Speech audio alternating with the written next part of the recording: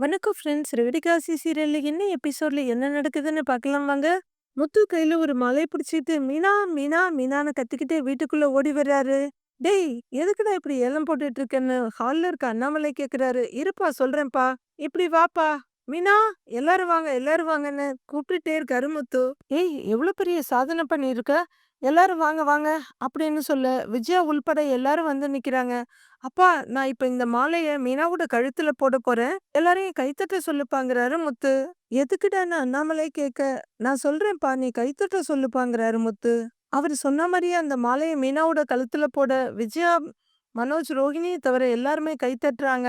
அப்பா, இவங்க கைத்தட்ட மாட்டேங்கிறாங்கப்பா, நான் உங்க 3 பேரையும் காட்டி கம்ப்ளைண்ட் பண்றாரு முத்து. ஏய் தட்டுறா அப்படின்னு அண்ணாமலை மனோஜ் பார்த்து சொல்ல, அவரும் ரோஹிணி வேண்டா வெறுப்பா கைத்தட்டுறாங்க.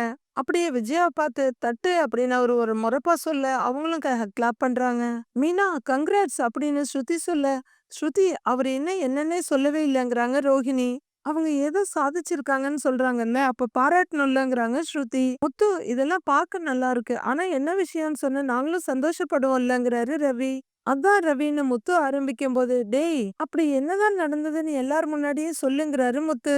அதான்ப்பா, மீனாவுக்கு ஒரு பெரிய டெக்கரேஷன் ஆர்டர் வந்துச்சுன்னு சொன்னேன்ல, அந்த அலங்காரத்தை அவ மண்டபத்துக்கு வராம வீட்ல இருந்தே முடிச்சிட்டாப்பா அப்படின்னு முத்து சொல்ல, சந்தோஷமா தலையாட்டுறாரு அண்ணாமலை. ஏண்டா, உன் பொண்டாட்டி என்ன மெஜிஷியனா, இங்க இருந்துட்டு அங்க எப்படி வேலை செய்ய முடியும் அப்படின்னு மனோஜ் கேட்க, மந்திரவாதி இல்லடா, புத்திசாலி, எல்லாம் தொழில்நுட்பம் அப்படின்னு முத்து சொல்ல, ஓ, டெக்னாலஜிய பத்தி நீங்க எனக்கு சொல்லி தர்றீங்க அப்படின்னு மனோஜ் நக்கலா சொல்ல, டேய் இருடா முத்து, அண்ணி ஏன் மண்டபத்துக்கு போகலன்னு கேக்குறாரு.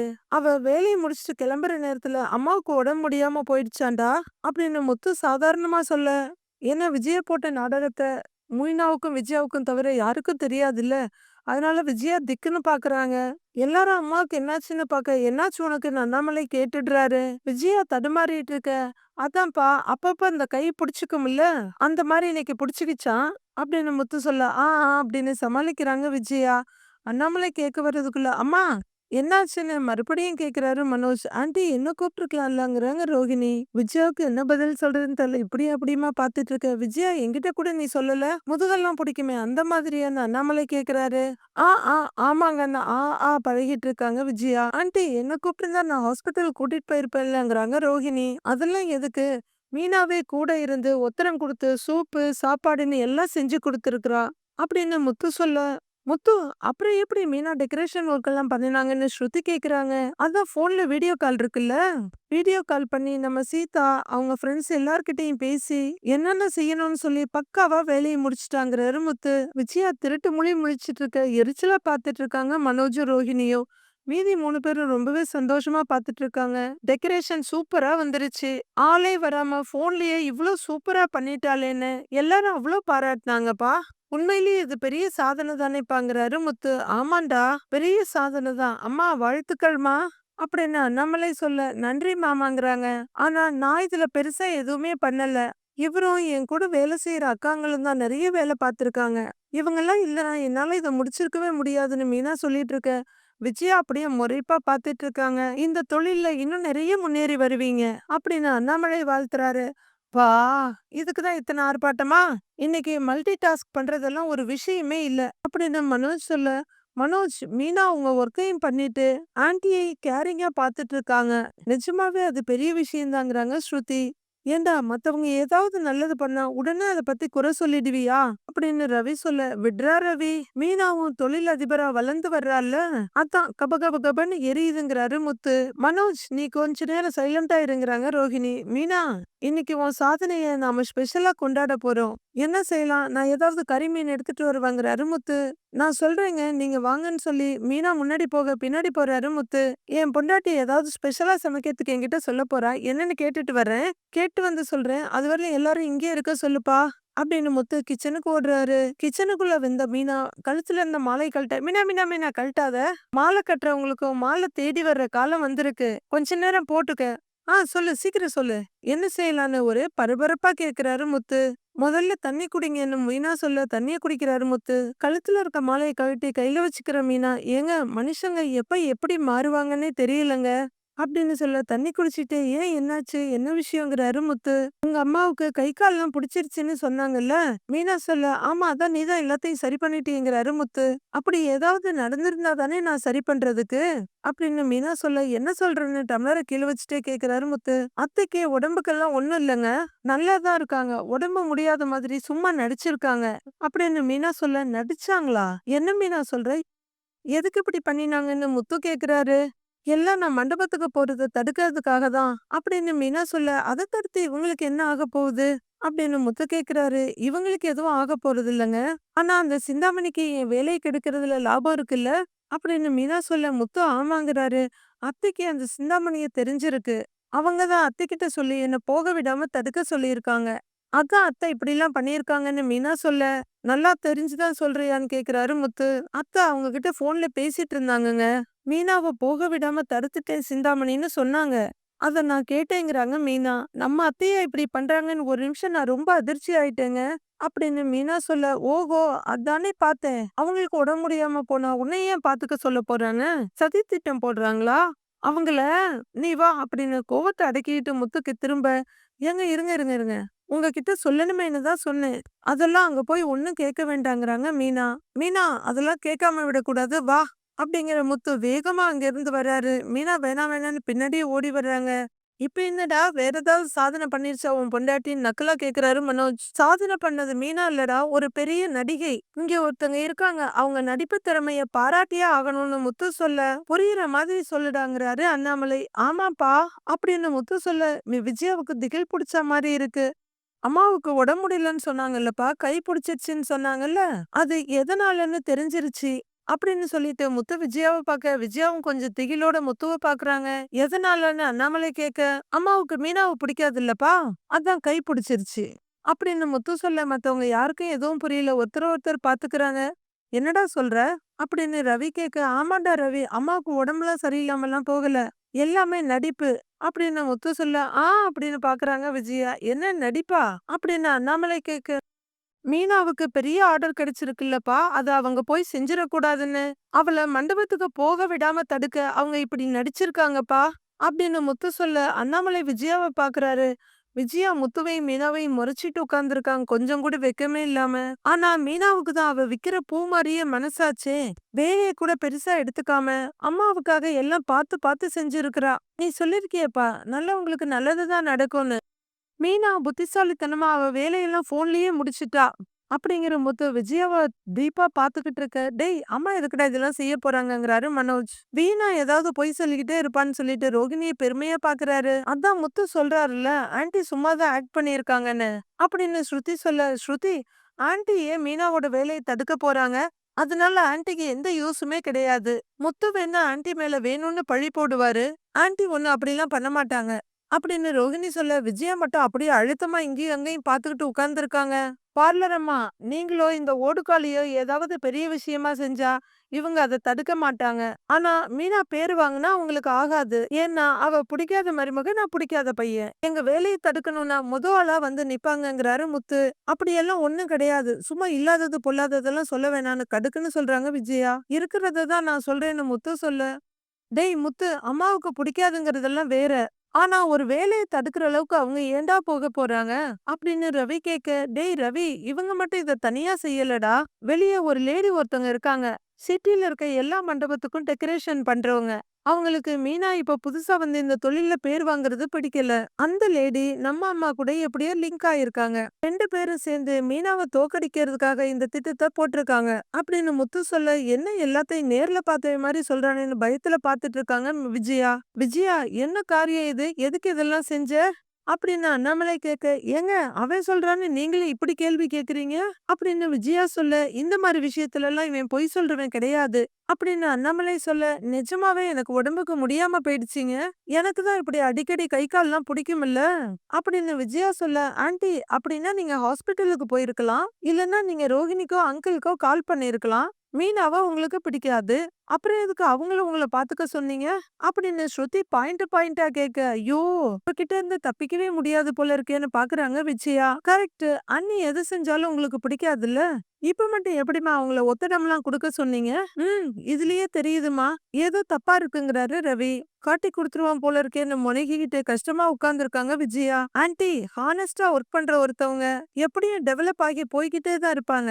அவங்கள யாராலயும் தடுக்க முடியாது அப்படின்னு ஸ்ருதி சொல்ல பெரிய தத்துவம் சொல்ல வந்துடுச்சு இந்த பைத்தியம்ன்ற மாதிரி பாக்குறாங்க விஜயா. மனோஜும் ரோஹிணியும் அர்த்தத்தோட ஒருத்தவங்க ஒருத்தவங்க பாத்துக்கிறாங்க.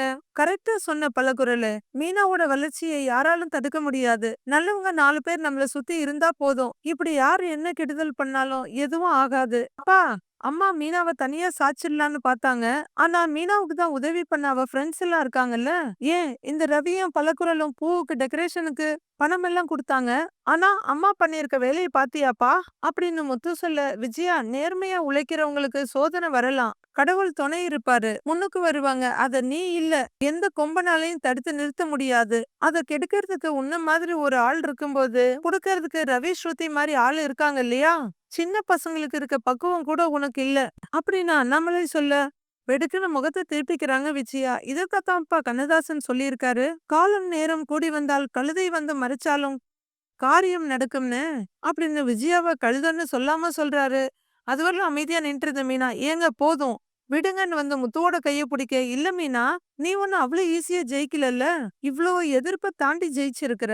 வெறும் மாலையோட விட்டிருக்க கூடாது. மேல தாளத்துக்கெல்லாம் சொல்லி சால்வையெல்லாம் வாங்கிட்டு வந்து போத்தி விட்டுருப்பேன்ல அப்படின்னு முத்து சொல்ல, ஏங்க எதுவும் வேண்டாங்க, நீங்க அமைதியா இருங்க அப்படின்னு மீனா சொல்ல, விஜயா ஓ அமைதியே சொல்லுது நீ ஏதோ தப்பு பண்ணியிருக்கன்னு அப்படின்னு அண்ணாமலை சொல்ல, இல்லன்னுலாம் சொல்ல முடியாதுப்பா, அவங்க போன்ல பேசுனத மீனா கேட்டுட்டா அப்படின்னு முத்து சொல்ல, விஜயா அப்பயே திக்குன்னு பாத்துக்கிட்டு இருக்காங்க அவங்கள. கொஞ்சமாவது வயசுக்கு தகுந்த மாதிரி நடந்துக்க மாட்டியா? இனிமேல் இந்த மாதிரி வேலையெல்லாம் பார்க்காத அப்படின்னு அண்ணாமலை எரிச்சலும் சலிப்புமா சொல்றாரு. அப்பா விடுங்கப்பா, அவங்களால என்னென்னலாம் முடியுதோ என்ன வேணுமோ செய்யட்டும். எதிர்ப்பு வர வரதான் அதை மீறி ஜெயிக்கணுங்கிற இந்த இந்த இந்த டேய் என்னடா ரவி அதுன்னு முத்து கேட்க, மோட்டிவேஷன் அப்படின்னு ரவி சொல்ல, மோட்டிவேஷன் அது வரும்பாங்கிறாரு முத்து. ஏன்னா ஆரம்பத்திலேயே இவங்க உன்னை அவுட் ஆக்குறதுக்காக போட்ட பால்ல சிக்ஸர் அடிச்சுட்ட, நம்ம வளர்ச்சியை யாரும் தடுக்க முடியாது அப்படின்னு முத்து சொல்ல, வேகாத இட்லி மாதிரி அப்படியே உட்கார்ந்து இருக்காங்க விஜயா. அப்பா, இன்னொரு விஷயத்துக்கு நான் இப்பவே பிள்ளையார் சொல்லி போடுறேன்ப்பா அப்படின்னு முத்து சொல்ல, எல்லாருமே பாத்துட்டு இருக்காங்க. அண்ணாமலை எதுக்குன்னு கேக்குறாரு. நான் சைட்ல ஒரு பிசினஸ் பண்ணலான்னு இருக்கேன்ப்பா அப்படின்னு முத்து சொல்ல, அது வரைக்கும் அமைதியா தலை குனிஞ்சிட்டு இருந்த விஜயா படக்குன்னு பாக்குறாங்க. மனோஜும் ரோகிணியும் ஒருத்தர் ஒருத்தர் புரியாம பாத்துக்கிறாங்க. என்ன பிசினஸ் அப்படின்னு அண்ணாமலை கேட்க, டிரைவிங் ஸ்கூல் ஒன்னு ஆரம்பிக்கலான்னு இருக்கேன்ப்பா, நானும் செல்வமும் சேர்ந்து ஸ்டார்ட் பண்ணலான்னு இருக்கோம் அப்படின்னு முத்து சொல்ல, டிரைவிங் ஸ்கூலா அப்படின்னு அண்ணாமலை கேட்க, ஆமாப்பா, எனக்கு தெரிஞ்ச வேலை அதுதானே. அதுவும் இல்லாம செல்வத்துக்கு வேற சரியா சவாரி வரமாட்டேங்குதான். அதனால காலையிலயும் சாயந்தரமும் இந்த வேலை செய்யலான்னு பாக்குறோம்ப்பா அப்படின்னு முத்து சொல்ல, நல்ல விஷயம் தானே. எப்போதுமே ஒரு தொழில் கையில இருக்கும்போது இன்னொரு தொழில கையில வச்சுக்கிறது நல்லது தானேங்கிறாரு அண்ணாமலை. ஆமா ஆமா, நீங்க நைட்ல ட்ரெயின் ஓட்டிட்டு பகல்ல பஸ் ஓட்டுனீங்களா? இருக்கிற வேலையை பார்த்தா பத்தாதா? எல்லாம் பேராசை அப்படின்னு விஜய எரிஞ்சு விடுறாங்க. இதோ பாரு, உங்ககிட்ட யாராவது கேட்டாங்களா? நான் பார்த்தது அரசாங்க உத்தியோகம். வேலைக்கு ஒரு பாதுகாப்பு இருந்தது, பென்ஷன்லாம் வந்தது. முத்து மாதிரி வேலை செய்யறவங்க 2 தொழில வச்சிருந்தா சீக்கிரம் முன்னுக்கு வர முடியும் அப்படின்னு அண்ணாமலை சொல்ல, என்னவோ போங்கன்ற மாதிரி வாயை மூடிட்டு முகத்தை திருப்பிக்கிறாங்க விஜயா. முத்து, நீ நல்லபடியா ஆரம்பிப்பாங்கிறாரு அண்ணாமலை. அப்பா, ஸ்கூல் ஆரம்பிக்கிறதுக்கு நம்ம வீட்டு வாசல்ல ஒரு போர்டு வைக்கணும் அப்படின்னு முத்து சொல்ல, எல்லாரும் திடுக்குன்னு பாக்குறாங்க. தாராளமா வச்சுக்க அப்படின்னு அண்ணாமலை சொல்ல, விஜயா ஒன்னும் பேச முடியாம தவிக்கிறாங்க. அங்கிள், என்ன இப்படி சொல்றீங்க? போர்டெல்லாம் வச்சுட்டா இது கமர்ஷியல் இடம் ஆயிடும். அப்புறம் கரண்ட் பில் அதிகமா போடுவாங்க. டாக்ஸ் அது இதுன்னு செலவெல்லாம் அதிகமாகும் அப்படின்னு ரோஹிணி சொல்ல, அண்ணாமலை யோசனையா பாக்குறாரு. ஆ அப்படியா? ஏங்க, இவன் ஸ்கூல் ஆரம்பிக்கிறதுக்கு என் வீடு தான் கிடைச்சதா? அதெல்லாம் இந்த வீட்டு அட்ரஸ்ல எதுவும் பண்ணக்கூடாதுங்கிறாங்க விஜயா. அப்பா, போர்டு மட்டும்தான்ப்பா வைக்க போறோம். அத கூட முத நாள் வச்சுட்டு அப்புறமே எடுத்துடலாம். வெளியில ரோடு பெருசா இருக்கு, அங்கதான் கத்து கொடுக்க போறோம் அப்படின்னு முத்து சொல்ல, ஆமா மாமா, கார் ஓட்டுறவங்க யாரும் வீட்டுக்குள்ள எல்லாம் வரப்போறது இல்லல்ல அப்படின்னு மீனாவும் சொல்ல, ஏய் அதான் முடியாதுன்னு சொல்லிட்டேன்ல. இது ஏன் வீடுங்கிறாங்க விஜயா. என் பேர்ல இன்னும் இருக்கு. அவங்க வேலையை கெடுக்கிறதுனா ஆளா வந்துடுவியே. கரண்ட் பில் வந்தா அவன் கட்டிக்கிறான். உனக்கு என்னன்னு விஜயாவுக்கு மட்டும் இல்ல ரோஹிணிக்கு சேர்த்தே பதில் சொல்றாரு அண்ணாமலை. பதில் சொல்ல முடியாம விஜயா மறுபடியும் உம்முன்னு முகத்தை திருப்பிக்க, எழுந்திருக்கிற அண்ணாமலை, டேய் முத்து, முன்னேற்றத்தை பத்தி யோசிக்கிற, இந்த ரூட்லயே போ, பெருசா வந்துடுவ அப்படின்னு சொல்லிட்டு போக, சரிங்கப்பாங்கிறாரு முத்து. ஏங்க நான் சொல்றதானே எழுந்து நின்னு விஜயா சொல்லு. நீ ஒண்ணும் சொல்ல வேண்டாம். நீ சொன்னதே போதும். அதிகமா பேசினீன்னா வாய் அப்படியே இழுத்து புடிச்சுக்கும். அப்படின்னு அண்ணாமலை கிண்டலா சொல்ல ஸ்ருதி சிரிக்கிறாங்க.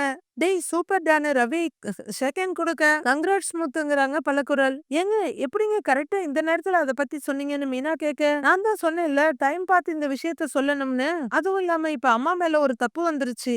இந்த நேரத்துல இத சொன்னா அவங்க பேச்சு போய் எடுபடாது. அதான் சொன்னேன். அப்படின்னு முத்து ஜாலியா சொல்ல செம்ம ஐடியான்னு சிரிக்கிறாங்க ஸ்ருதியும் ரவியும். எல்லாரும் அவங்கவங்க ரூம்குள்ள போக ஒரு நிமிஷம்னு கட்டில் கிட்ட வர்றாங்க முத்துவும் மீனாவும். இந்தாங்க டெக்கரேஷனுக்காக பணம் வந்துருச்சுன்னு ஒரு பண்டலா பணத்தை எடுத்து குடுக்குறாங்க மீனா.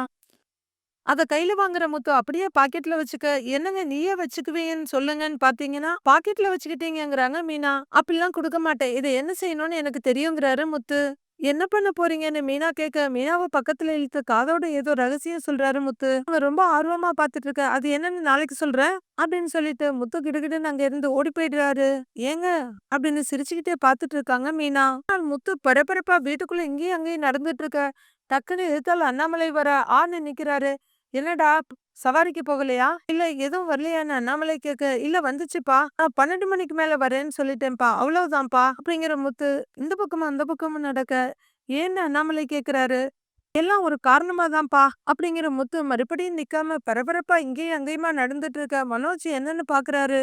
மாமா இந்தாங்க காஃபின்னு மீனா கொண்டு வந்து கொடுக்க, இவன் ஏம்மா பிரசவ வார்டுக்கு வெளியே நடக்கிற புருஷன் மாதிரி பண்ணிட்டு இருக்கான் அப்படின்னு அண்ணாமலை கேக்குறாரு. மாமா காலையில எழுந்ததுல இருந்தே இப்படிதான் மேலையும் கீழேயும் நடந்துகிட்டு இருக்காரு. வர்ற சவாரி எல்லாம் வேண்டாம் வேண்டாம்னு சொல்லிக்கிட்டு இருக்காரு அப்படின்னு மீனா சொல்லிட்டு இருக்க. ஏன்டா வேண்டாங்கிற அப்படின்னு அண்ணாமலை கேட்டுட்டு இருக்க. ஏங்க அதான் பெரிய பெரிய ஆர்டர் எல்லாம் எடுத்து நிறைய சம்பாதிக்க ஆரம்பிச்சுட்டாங்களே, இனிமே எதுக்கு வெளியே வேலைக்கு போயிட்டு வீட்லயே உட்கார்ந்து சாப்பிடலாம்னு நினைக்கிறானோ என்னமோ அப்படின்னு விஜயா ஆக்ஷனோட சொல்ல, அப்படியா ஒரு ஆச்சரியத்தை காட்டுறேன் அப்படி போய் உட்கார்ந்து பாருங்க அப்படின்னு முத்துவும் நக்கலா சொல்ல திருப்பிட்டு வர்றாங்க விஜயா. அப்பா அம்மா இவ்வளவு நேரம் நீங்க மனோஜ பத்தி தான் பேசுறீங்கன்னு நினைச்சிட்டாங்க போல இருக்குப்பா. இவன மாதிரி வீட்ல உட்கார்ற சோம்பேறி நான் இல்லன்னு சொல்லுங்கப்பா அப்படின்னு முத்து சொல்ல, டேய் நான் பாட்டுக்கு பேசாம தானே உட்கார்ந்துகிட்டு இருக்கேன், என்னைய வம்புக்கு இழுக்கிற அப்படின்னு மனோஜ் கேட்க, அப்படியே வர்ற ரவி, அம்மா முத்துவால வேலைக்கு போகாம வீட்ல எல்லாம் சும்மா எல்லாம் உட்கார முடியாது. அவன் வேலை செய்யாம இருந்தனால நான் பார்த்ததே இல்லங்கிறாரு ரவி. அது ஒண்ணும் இல்லடா, நம்ம காலையில காஃபி குடிச்சா ஃப்ரெஷ்ஷா இருப்போம். உங்க அம்மாவுக்கு முத்துவையும் மீனாவையும் குறை சொன்னா ஃப்ரெஷ் ஆயிடுவா அப்படின்னு அண்ணாமலை சொல்ல, விஜயா அண்ணாமலையை முறைச்சுக்கிட்டு இருக்காங்க. ஸ்ருதி ஜாலியா சிரிச்சிட்டு இருக்காங்க. ரவியுமே சிரிச்சிட்டு இருக்க. சார்னு வெளியே ஒருத்தர் கூப்பிடுறாரு. சார் இங்க முத்துங்கிறது அப்படின்னு அவர் கேட்க, நான் தான் உங்களுக்காக தான் வெயிட் பண்றேன் வாங்க அப்படின்னு முத்து அவரை கூட்டிட்டு வர. ரோஹிணி அவங்க ரூம்ல இருந்து வெளியே வர்றாங்க. உள்ளர வர்ற முத்து அங்க உட்கார்ந்துருக்க மனோஜ, டேய் டேய் எந்திரா எந்திரிச்சு போய் அப்படி உட்காருறாங்கிறாரு. வாங்க சார் உட்காருங்கன்னு சொல்ல அவர் வந்து உட்கார முத்து பக்கத்துல உட்கார்ந்துட்டு, சார் இவருதான் என் அப்பா, இவங்க என் அம்மா சார். மீனா நேத்து நான் உங்ககிட்ட ஒண்ணு சொன்னேன்ல அப்படின்னு முத்து பேசிட்டு இருக்க. முத்து யார் இவருன்னு கேக்குறாரு அண்ணாமலை. அப்பா பேங்க் ஆபீசர்ப்பா. மீனா இப்போ ஒரு தொழில் அதிபரா வளர்ந்துகிட்டு இருக்கால, அதனாலதான் அவ பேர்ல ஒரு கரண்ட் அக்கவுண்ட் ஓபன் பண்ண போறோம் அப்படின்னு முத்து சொல்ல மனோஜ் ரோஹிணி எரிச்சலா பாத்துக்கிறாங்க. ஆமா மீனாவோட பிசினஸ்லாம் இப்ப டெவலப் ஆகிட்டு இருக்குல்ல, பிசினஸ்க்குன்னு ஒரு தனி அக்கவுண்ட் இருக்கிறது நல்லதுதாங்கிறாங்க ஸ்ருதி. ஆமா நீ டாக்ஸ் எல்லாம் ஃபைல் பண்ணும்போது இதெல்லாம் கரெக்டா இருக்கணுங்கிறாரு ரவி. ரவி அவ்வளவு பெருசாலாம் ஒண்ணும் வளர்ந்துடலன்னு மீனா சொல்ல, மீனா இதுக்கப்புறம் இன்னும் வளருவ மீனா அப்படின்னு முத்து சொல்ல, சரிங்கங்கிறாங்க மீனாவும். சார் இந்த ஃபார்ம்ல எல்லாம் கொஞ்சம் சைன் வாங்குங்க அப்படின்னு ஒரு ஃபார்மை கொடுக்க, மீனா இங்க வான்னு அந்த ஃபார்மை நீட்டுறாரு முத்து. இதுல கையெழுத்து போடுங்க, அந்த இன்டர் பண்ணிருக்க இடத்துல சைன் பண்ணிருங்க மேடம்ங்கிறாரு வந்திருக்கவரு. மீனா பக்கத்துல இருக்க டேபிள்ல கொண்டு போய் வச்சு சைன் பண்ண விஜயா மனோஜ் ரோஹிணி 3 பேரும் அப்படியே எரிச்சலும் கோவமா பாத்துட்டு இருக்காங்க. சைன் போட்டுட்டு வந்து அவங்க கொடுக்க அத வாங்குற முத்து, அப்பா இங்க பாருங்க எங்க கம்பெனி பேர் என்னன்னு, Meena flower merchant, owner Meena அப்படின்னு முத்து காமிக்க, அப்படியே நீயும் தான் இருக்கியேங்கிற மாதிரி ரோஹிணி பாக்குறாங்க மனோஜ். விஜயாவை எட்டி பார்த்துட்டு அப்படின்னு நொடிக்க அண்ணாமலை கையில இருக்க ஃபார்மை வாங்கிட்டு நல்லா இருக்காப்பான்னு கேக்குறாரு முத்து. நைஸ் நேம் மீனா, ரொம்ப நல்லா இருக்கு. நீங்க சீக்கிரமே உங்க பிசினஸ் இன்னும் டெவலப் பண்ணணும்னு வாழ்த்துறாங்க ஸ்ருதி. கங்க்ராட்ஸுங்க தேங்க்ஸ் ஸ்ருதிங்கிறாங்க மீனா. சூப்பர் ரன்னிங்கிறாரு ரவி. இதுல ஏடிஎம் கார்டும் செக் புக்கும் இருக்கு. நாளைக்கு உங்க நம்பருக்கு ஒரு ஓடிபி மெசேஜ் வரும், யூஸ் பண்ணி கார்டை நீங்க அக்சஸ் பண்ணிக்கலாங்க சார் அப்படின்னு அவரு சொல்ல தலையை நீட்டி மனோஜ் பாத்துட்டு இருக்காரு. ஓகேங்க சார்னு எழுந்திருக்கிற முத்து, மீனா இங்க வா அப்படின்னு கொஞ்சம் தள்ளி நிறுத்தி கையில அந்த செக் புக்கு அது எல்லாத்தையும் கொடுக்கறாரு. மீனா அந்த உள்ள இருக்க கவர்ல செக் புக்கு கார்டுன்னு எடுத்து பார்த்துட்டு இருக்க. வழக்கம் போல 3 ஜீவராசிங்க சந்தோஷமா அதை ரசிக்குது.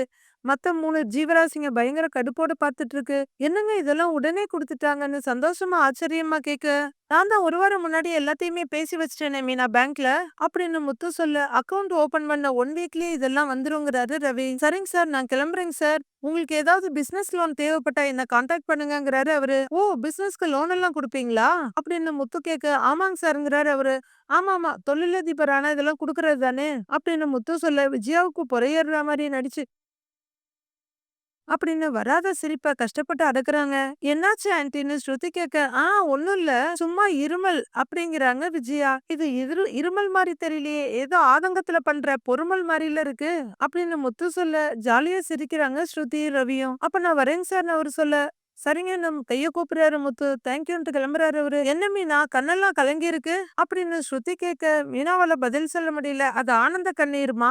ஒரு பொண்டாட்டிக்கு உறுதுணையா இருந்து அவ முன்னேற்றத்துக்காக எல்லாம் செய்யற புருஷன் கிடைச்சிட்டா அதை விட அவளுக்கு என்னமா வேணும் அப்படின்னு அண்ணாமலை சொன்ன மீனா ரொம்பவே பெருமையா முத்துவ பாக்குறாங்க. சரியா சொன்னீங்க மாமா, நான் அப்படி ஒரு அதிர்ஷ்டம் பண்ணிருக்கேன் அப்படின்னு மீனா சொல்ல முத்து உன்னை நினைச்சா எனக்கு ரொம்ப பெருமையா இருக்குடா அப்படின்னு அண்ணாமலை சொல்ல போப்பா, ஓவரா புகழ்ந்துகிட்டு எனக்கு வெக்கமா இருக்கு அப்படின்னு முத்து சந்தோஷத்திலயும் வெக்கத்திலயும் நெளிய மனோஜும் ரோஹிணியும் ஏகப்பட்ட பர்னிங்ல இருக்காங்க. மாமா இங்க பாருங்களேன், செக் புக்ல கம்பெனி பேர்லாம் போட்டிருக்கு அப்படின்னு அண்ணாமலை கிட்ட செக் புக்க மீனா ரொம்ப சந்தோஷமா நீட்டுறாங்க. வாங்கி பாக்குற ஒரு விஜயா கிட்ட காட்ட அவங்க முகத்தை திருப்பிக்கிறாங்க. உண்மையான உழைப்பு நல்ல எண்ணமும் இருந்தா ஒருத்தருக்கு முன்னேற்றம் தானா வரும். அதுக்கு நீங்க சரியான உதாரணம் அப்படின்னு அண்ணாமலை சொல்ல மீனா அப்படின்னு பாத்துட்டு இருக்காங்க. மீனா பேங்க் விஷயம் முடிஞ்சிருச்சு, ஜிஎஸ்பி நம்பருக்கு அப்ளை பண்ணிருக்கேன், அதுவும் வந்துருங்கிறாரு முத்து. அது எதுக்குங்கன்னு மீனா கேட்க என்ன மீனா எதுக்குங்கிற, பிசினஸ்க்கான வரியெல்லாம் கட்டணும் இல்ல, அதுக்கு இது இருக்கணும். அப்புறம் எனக்கு தெரிஞ்ச ஆடிட்டர் சார் ஒருத்தர் இருக்காரு, அவர் தான் சொன்னாரு வருஷத்துக்கு 20 லட்சம் ரூபாய்க்கு மேல சம்பாரிச்சா இந்த ஜிஎஸ்டி நம்பர் எல்லாம் வாங்கணுமா, அதான் சொல்லிருக்கேங்கிறாரு முத்து. ரோஹிணியால இதை தாங்கிக்கவே முடியல, அப்படியே மனோஜை பார்த்து முறைச்சிட்டு நிக்கிறாங்க. மனோஜ் நான் என்னதான் பண்றதுங்கிற மாதிரி பாக்குறாரு ரோஹிணிய. நாளைய ப்ரோமோவுல முத்து ரோட கிராஸ் பண்ணிட்டு இருக்க கிறிஷ் அவங்க பாட்டி கூட்டிட்டு போயிட்டு இருக்காங்க. டேய் கிறிஷ் அப்படின்னு இவங்கள பார்த்துட்டு கூப்பிடுறாரு முத்து. ஐயையோ, கையும் களவுமா மாட்டிக்கிட்டோமே அப்படின்னு கிறிஷோட பாட்டி பயந்து போய் நிக்க எதிர்த்தால வந்து நிக்கிற முத்து. அம்மா எப்படிம்மா இருக்கீங்க, இந்த ஊர்ல தான் இருக்கீங்களா, சொல்லவே இல்லையேங்கிறாரு. ஆமாப்பா, கிறிஷோட அம்மா இங்கேயே வந்துட்டா, அவ தான் இங்க சேர்த்து விட்டாங்கிறாரு அவங்க அம்மா. ஹா, என்னம்மா நீ ஒரு அவசரத்துக்கு ஃபோன் பண்ணா எடுக்கவே மாட்டேங்கிறாங்கறாங்க ரோஹிணி ஃபோன்ல. இல்லடே, கிறிஷ ஸ்கூல்ல விட வந்தேன், அந்த முத்து எங்கள பாத்துட்டான் அப்படின்னு அவங்க அம்மா சொல்ல அதிர்ச்சியில அப்படியே ஆடி போய் நிக்கிறாங்க ரோஹிணி. ஏதோ பார்த்தோம் வந்தோன்னு இருக்கிறவரா முத்து, கண்டிப்பா இல்ல. இவங்க உண்மையை சொல்லனா கூட அவர் அடிக்கடி போய் பாப்பாரு, எப்படியும் சீக்கிரம் உண்மை வெளியே வந்துரும். மீதி என்ன நடக்குதுன்னு நாளைக்கு பார்க்கலாம் ஃப்ரெண்ட்ஸ்.